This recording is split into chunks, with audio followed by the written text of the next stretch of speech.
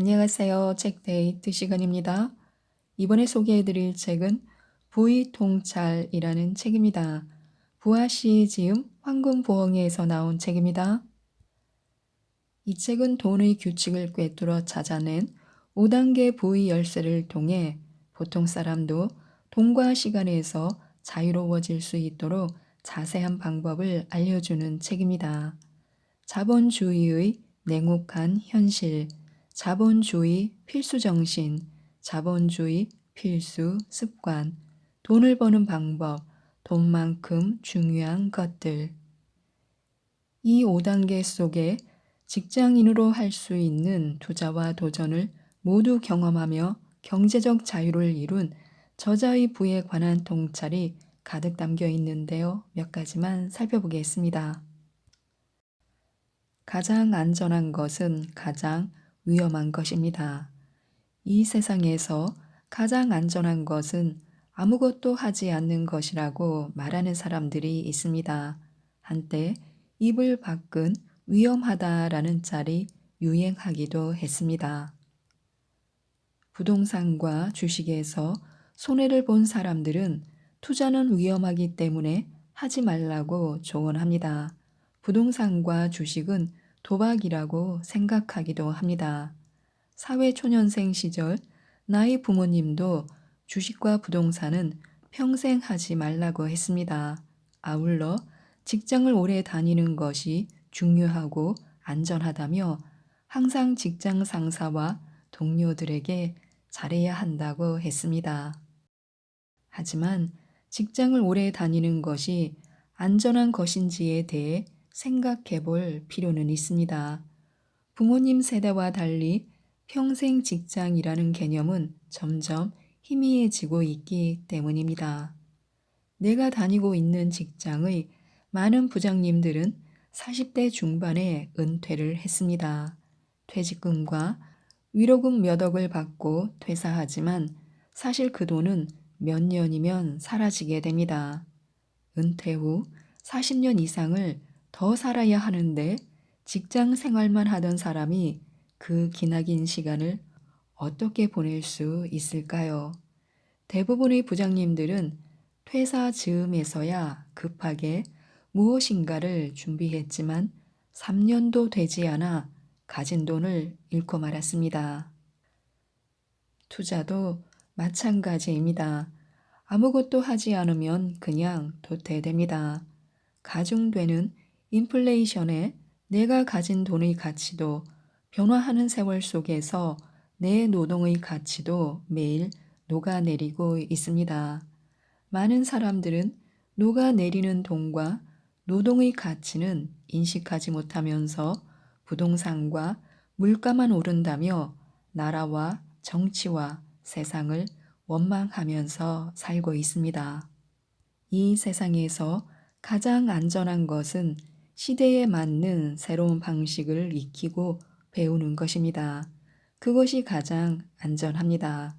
모든 배움은 이론으로도 배우고 실전으로도 배워야 합니다. 실전에서 깨지면서 배우는 경우가 많은데 하루라도 어릴 때 깨지는 것이 좋습니다. 나중에 몇 억, 몇 천만 원으로 깨질 것을 지금은 몇십만, 몇백만 원으로 깨지고 배울 수 있습니다. 부정적인 감정도 힘이 됩니다. 남들이 대단해 보일 때가 많습니다. 나의 삶을 남과 비교하고 싶지 않아도 자본주의는 나보다 나은 수많은 사람들과 비교하도록 만듭니다. 남과 나를 비교하면 상대적으로 내가 한심해 보입니다. 나도 모르게 질투심, 열등감, 부러움, 후회 등의 감정을 느끼게 됩니다. 직장 생활을 시작하고 5년 동안 월급의 70%를 모았습니다. 외식 한번 제대로 하지 않았고 저렴하지만 깔끔한 옷을 즐겨 입었습니다. 브랜드 커피를 마신 적도 거의 없었습니다. 회사에서 식사와 커피를 해결했습니다. 나는 미래를 준비할 수 있는 현재의 간소한 삶이 마음에 들었습니다. 그럼에도 늘 부러워지는 상황들이 생겼습니다. 미팅에서 마음에 들었던 상대방은 BMW를 가진 내 친구에게만 관심을 보였습니다. 그 때문에 나는 마음에 드는 이성을 만나기 위해 있어 보여야 하는지에 대한 고민도 했지만 결국 내면을 충실히 가꾸어 서로의 내면을 알아보는 사람을 만나기로 했습니다.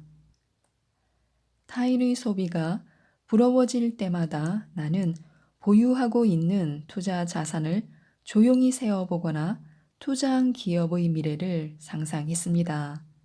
나는 글을 읽고 쓰는 것을 좋아합니다. 어떤 글은 읽으면 열등감이 느껴집니다. 세상에는 내가 상상할 수 없는 스토리와 인사이트 문장력을 가진 사람들이 많습니다. 타고난 것일까 아니면 노력한 것일까 알 수 없었습니다. 그런 생각이 들 때마다 더 책을 읽고 글을 썼을 뿐입니다. 나보다 자산이 많고 주식 투자 금액이 많은 사람들을 만나곤 합니다. 서울 핵심지에 좋은 부동산이 수십 채인 사람도 만납니다. 그때마다 부러움을 느끼면서 대출이라도 해서 더 빨리 자산을 키워야겠다는 생각도 했습니다. 그때마다 마음을 다잡고 오늘 할 수 있는 것들에 집중하고자 했습니다. 우리는 인간이기 때문에 타인과 나를 비교하게 됩니다. 비교하는 것 자체가 나쁜 것이 아닙니다. 타인과 비교하지 않는 것은 인간이기를 포기하라는 말과 다를 바가 없습니다. 나의 객관적인 위치를 알기 위해서는 나를 타인과 비교해 봐야 합니다. 다만 그 비교가 스스로에 대한 비난의 화살로 돌아오면 안 됩니다. 열등감이나 두려움이나 질투심도 삶의 재료가 될 수 있습니다. 가장 최선의 자세는 부정적인 감정이 들 때마다 이를 재료 삼아 나의 발전을 위해 사용하는 것입니다. 부정적인 감정들도 스스로를 고양시키는 힘으로 사용해야 하는 것입니다. 10년 뒤를 보는 안목을 키워야 합니다. 빠르게 부자가 되려는 마음이 모든 것을 망칩니다. 많은 사람들은 빠르게 부자가 되려는 마음으로 확률이 낮은 것에 많은 것을 걸고 실패합니다. 모든 성취는 충분한 시간이 필요한데 급하게 서두르니 실패로 이어지는 것입니다. 실패는 마음을 조급하게 만들어 또 다른 실패를 부릅니다. 대부분의 실패 사례는 이러한 조급한 마음들의 연속으로 만들어집니다. 성공에 충분한 시간이 필요하지 않았다면, 그래서 성공에 걸리는 시간이 짧았다면 아주 많은 사람이 성공했을 것입니다. 많은 사람들이 성공할 수 있다면 성공에 대한 경쟁이 치열하다는 것이며 나누어 가지는 보상이 작다는 것입니다. 그렇다면 그것은 이미 성공이라고 부를 수 없습니다. 결국 아무도 성공할 수 없다는 뜻입니다. 10년 뒤 성공을 부르는 작은 습관들에 주목해야 합니다. 대부분의 사람들이 성공 시기를 짧게 보기 때문에 장기적인 안목을 가진 사람은 그 마인드만으로도 이미 차이를 만들고 있다고 할 수 있습니다. 인간은 본능적으로 단기적이고 충동적입니다. 오랜 시간을 계획해서 무엇인가를 꾸준히 하는 사람은 소수입니다. 그래서 충분한 시간이 필요한 일들은 대부분 경쟁이 없습니다. 많은 사람들이 금세 포기하기 때문입니다. 자본주의는 차이를 만들어내는 것이 핵심이기 때문에 시간을 충분히 들여서 만든 시스템은 대부분의 경쟁을 피할 수 있습니다. 누군가 피카소에게 그림을 그려달라고 부탁했습니다. 피카소는 30분 만에 그림을 완성하고 8천만 원을 요구했습니다. 너무 날로 먹는 것 아니냐는 항의에 피카소는 30분 만에 그림을 완성하기 위해 나는 40년간 그림만 그렸습니다. 라고 말했습니다. 직장 생활을 하든 사업을 하든 주식 투자를 하든 부동산 투자를 하든 블로그를 쓰든 브랜딩을 하든 무엇을 하든 장기적인 안목이 필수입니다.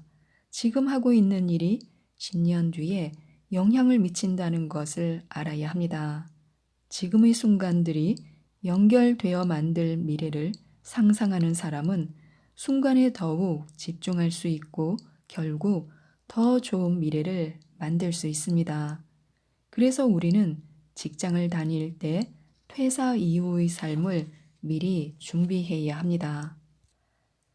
나를 위한 시스템을 미리 만들어 놓고 꿈을 이룰 재료를 준비해 두고 세상으로 나와야 합니다. 모든 성공은 충분한 시간이 필요하기 때문입니다. 이런 사실을 인지하지 못하고 아무런 준비도 없이 회사에서 나와서 무언가를 바로 시작하게 되면 당연히 실패하고 맙니다. 모든 것은 경쟁인데 몇 달을 준비한 사람이 어떻게 10년을 준비한 사람을 이길 수 있을까요? 장기적으로 보는 사람은 그 자세만으로도 이미 차이를 만들고 있다는 것을 명심해야 합니다. 자신이 원하는 10년 뒤의 계획을 미리 세우고 그것을 위해서 움직여야 합니다. 그런 자세가 자신의 성공 가능성을 훨씬 높여줄 것입니다. 부자가 되고 싶다면 부자가 가져야 할 마음을 배워야 합니다. 가장 이해가 안 되는 것 중에 하나는 타인이 잘 안 되기를 바라면서 자신은 부자가 되기를 바라는 마음입니다. 투자나 사업의 본질은 타인이 잘 되는 것에 있습니다.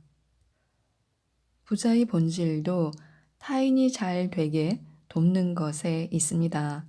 다른 사람이 잘 되기를 바라는 마음이 모든 것의 기본입니다. 타인이 잘 안 되기를 바라는 마음은 타인이 가진 가치를 빼앗으려는 것이고 그렇게 빼앗은 가치는 나의 부를 줄입니다. 타인이 안 되기를 바라는 마음은 결국 사람도 돈도 떠나가게 만듭니다.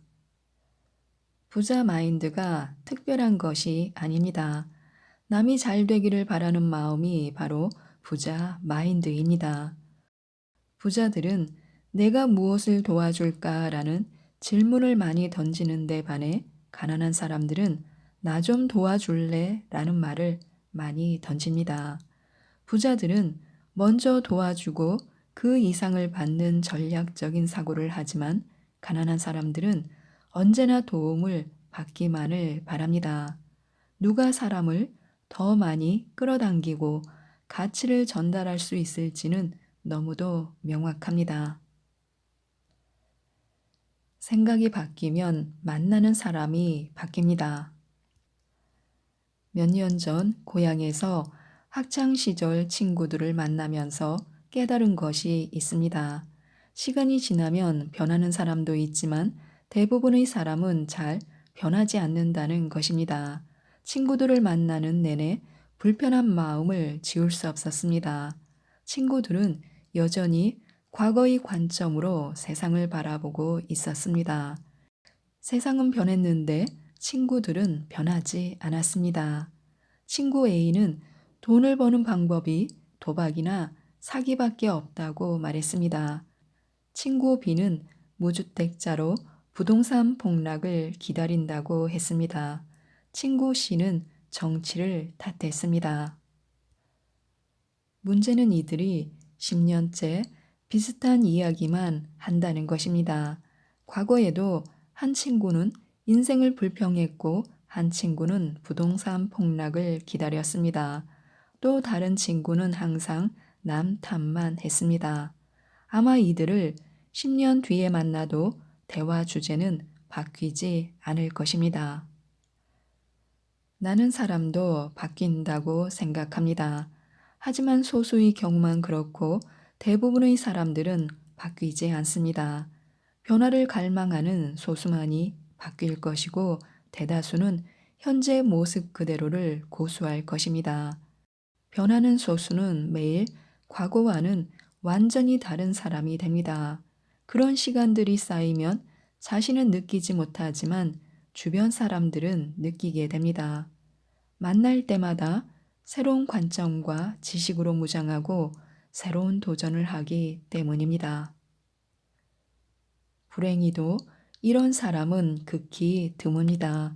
대부분의 사람들은 시간이 흘러도 거의 변하지 않습니다. 이를 에너지 관리 차원에서도 설명할 수 있습니다. 나와 다른 생각을 가진 사람을 만나는 데는 에너지가 많이 듭니다.